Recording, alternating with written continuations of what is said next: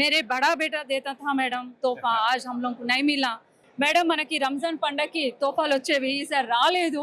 లేదమ్మా ఈసారి అయితే ఇంకా కాంగ్రెస్ గవర్నమెంట్ రేవంత్ రెడ్డి అని ఇస్తాం. ఆయన అయితే నీళ్ళు కూడా కరువు అయిపోయింది, మసీద్లలో కాలు కడుక్కోవడానికి కూడా ఇబ్బంది అయిపోయింది.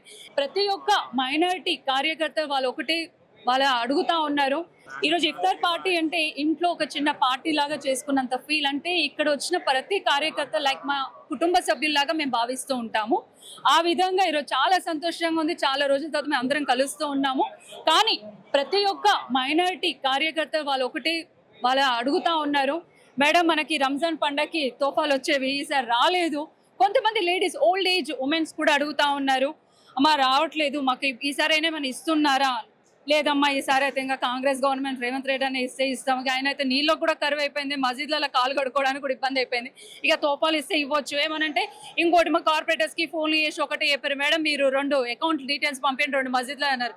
మేము వెంటనే తెల్లారే పంపించినాం. ఆయన 2 జాయింట్ అకౌంట్ అది పంపించినాం.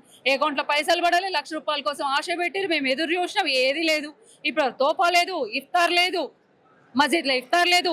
అడిగినప్పుడు ప్రజలకి ఏం సమాధానం చెప్తున్నారు? ప్రజలకు సదుపాయం ఒకటే చెప్తున్నాం, గవర్నమెంట్ ఏం చేస్తుంది అన్నది కళ్ళ కట్టుకున్నట్టు అందరికీ తెలుస్తోంది. ఇప్పుడు ప్రతి ఒక్కరికి తెలిసిపోయింది.